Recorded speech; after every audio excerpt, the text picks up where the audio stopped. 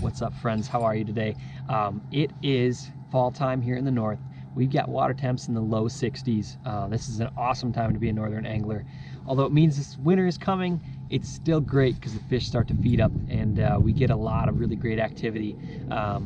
Lakes with bait fish such as perch and shiners and stuff like that. And even this could be translated to the lakes down south with shad.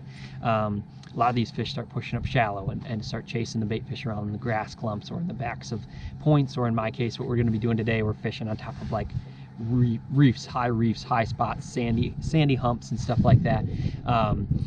And with the conditions we've got today, we got a little tiny ripple on the water. It's very cloudy, kind of a low light situation. I figured why not a better situation than to throw the new SV3 Spinnerbait from Megabass. This thing's cool. I've got the 3/8 ounce size right here in IU.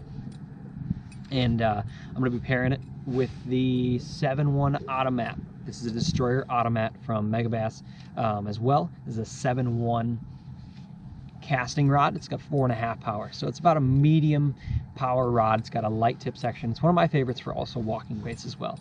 So kind of a cool universal blank. This type of scenario where the grass kind of meets the edge of the rises and kind of drops off sharply past that, and you got the sand on the inside, it's kind of something where I normally throw a single hook swim bait just to open small swim bait. But with the low light situation today, this is perfect. It's going to add a little bit of extra flash, a little bit of extra vibration. As you can see, it's a pretty compact spinnerbait. It's nothing crazy big, but it's kind of a short, small frame. It's got 2 tight little willow blades on there. They're actually a little different than most willow blades. They're a little bit wider. I really like them. They put off a nice vibration under the surface, which is kind of cool. You can definitely notice the thump, you know, when I'm reeling it in and retrieving it. So yeah, let's get to work. I'm gonna see if I can find some fish along these edges. I'm up on top of a high reef right now. It's pretty much just a sand flat that kind of turns into a nice break and it drops off real sharp on the sides. So we're gonna go to town, see if we can cover some water, and what a better way to do that than with a spinnerbait. So let's have some fun.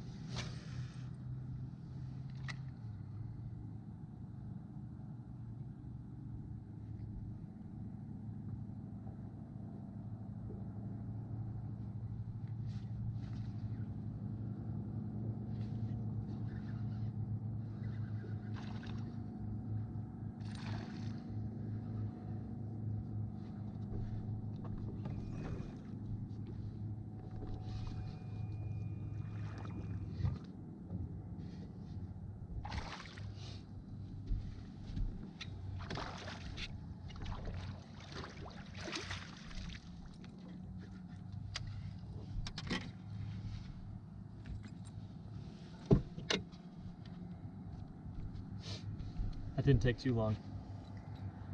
He thumped it sitting right on the edge of that sand flat. That's a pretty specimen.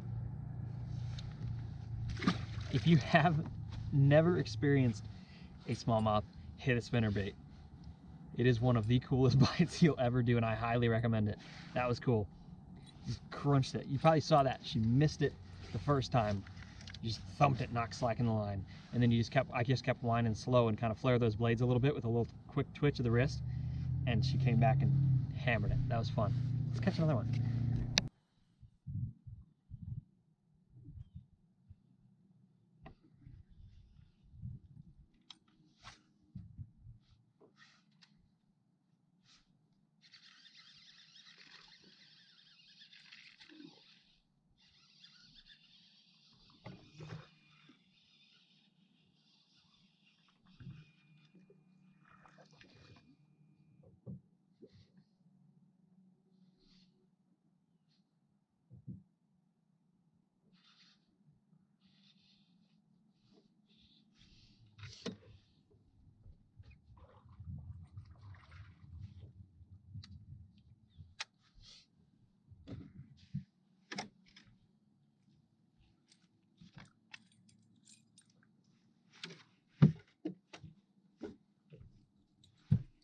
Popped it. That was fun. Pretty specimen. They're such cool fish. They're so strong. I just reached that other edge, the other side of this ridge here. I'll show you a clip right now to kind of see how it sets up on the map, but just reached the other edge and I saw an isolated clump of grass up there ahead of me about 100 feet. And I could see some bait fish and stuff, little clusters of bait fish kind of swimming around the edges of it. So I fired a cast up there and it was within 2 cranks of getting this bait going in the water. She came over and blasted it. That was cool.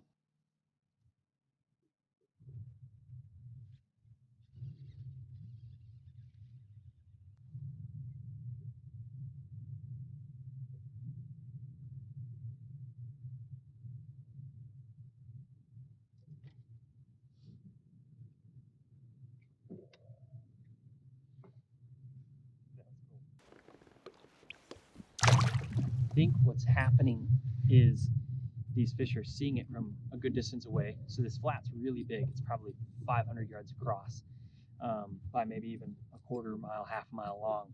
And I think so basically I'm covering a lot of water is what I'm trying to say. And I think these fish are seeing it from a long distance away, and they're coming over really quickly as kind of a reaction and just blasting it quickly as they can. And so I'm moving at pretty good clip. I think a lot of times they're just coming up and hitting it, and it's just getting hooked right in the side of their face because they're hitting it and moving.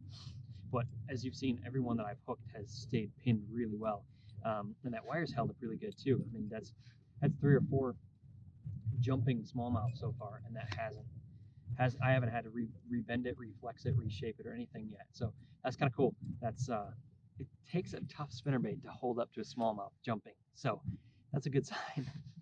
Let's see if we can catch a couple other ones.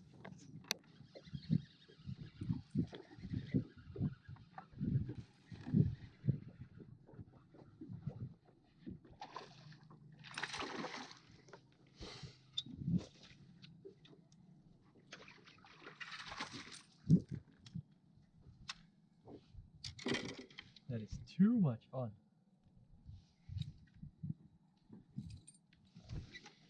That one clobbered it right down his mouth. That thing knocked a good couple feet of slack in the line, I swear.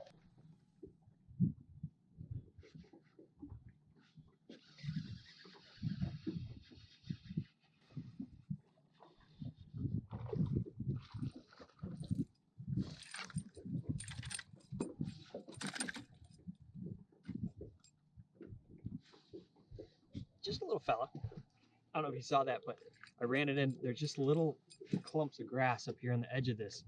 Some parts are real thick, and then some parts are just individual plants and stuff. And I ran it into one, ripped it out. He missed it. He smacked it, missed it once, and then I kept going, and he came back and grabbed it the second time. That was fun. Just covering a ton of water out here. It's been really cool. As you see, that breeze is kind of kicking up a little bit as the light's starting to go down, and these fish are continuing to kind of push back up on this seam, on this edge.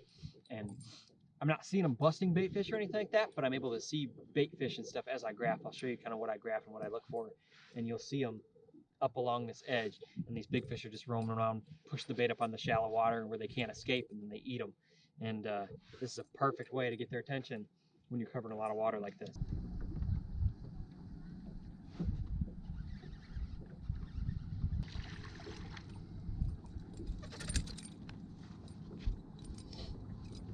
It's a bonus green one mixed in.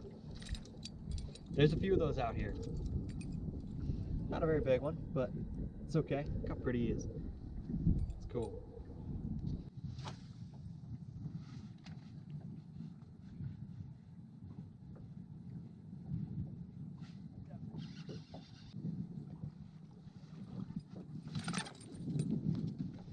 Another green one. I think there's a little school of them hanging out right there. That's cool. Right in the corner of his mouth. Look at that. Ah.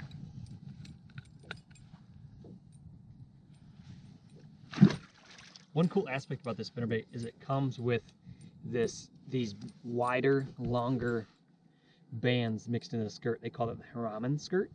And it's almost like just 4 wide pieces that kind of form a thicker, almost natural trailer built right into the skirt. So I don't even, in this case, I don't even need to add a trailer or a trailer hook because it gives them something larger and a little bit of something to kind of target and key into. So it's kind of cool. It's been running, it holds up really well. They kind of add just a little bit of a subtle movement to the tail end of this, to the tail end of this, and all my fish have been hooked real well, you know, like I said, even without a trailer hook on there. So kind of neat.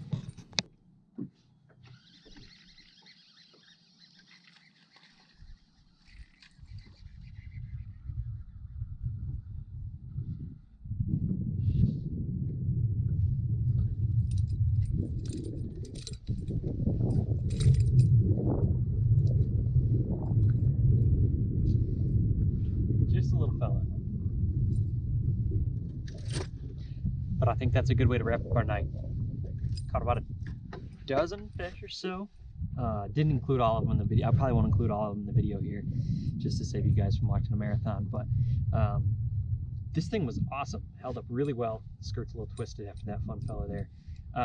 But as you noticed, I didn't have to adjust the wire at all, which is really pretty impressive, especially considering that most of the fish we caught were smallmouth. This is a lot of fun. I'm excited to put this thing to use some more. We had, you know, as you saw, pretty consistent overcast conditions, which kept the light pretty low. So usually my first choice in a lot of these situations would have been a small swim bait or a medium-sized swim bait. But because of how low light everything was today, I thought maybe the flash and extra vibration might come in handy.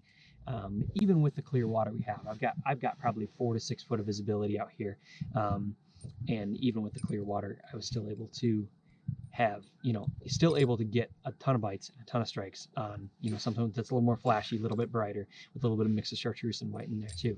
So yeah, that was a lot of fun. I am hope you learned a little bit of something. That was pretty cool. As far as my gear and stuff, like I mentioned before, I'm throwing it on a 7-1 automat from the Megabass. This is the Megabass Destroyer series.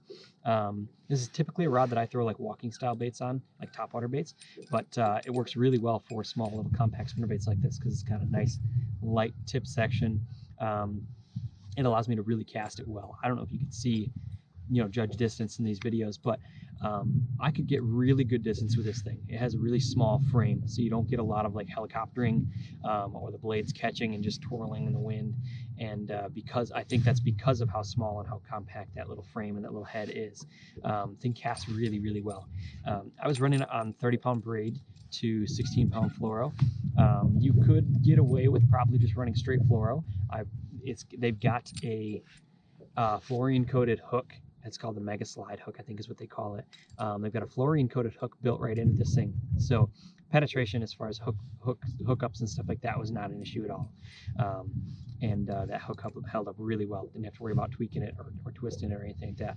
Comes with a little nice wire keeper in there as well. So it's not one of those spinnerbaits that has nothing and your bait's just sliding off. You gotta glue it. So pretty cool. I'm impressed. The first day using this thing, I had a lot of fun. So hopefully you learned a little something. And next time you get into fall scenarios where you see fish pushing on bait fish, you're marking bait balls off the shallow sides of high rises, whether that be in the northern part of the country or the southern part of the country, they all eat bait fish. And a lot of times that shallow stuff can be a big deal. So yeah, hopefully you learned something. And thanks for hanging out. Have a good night.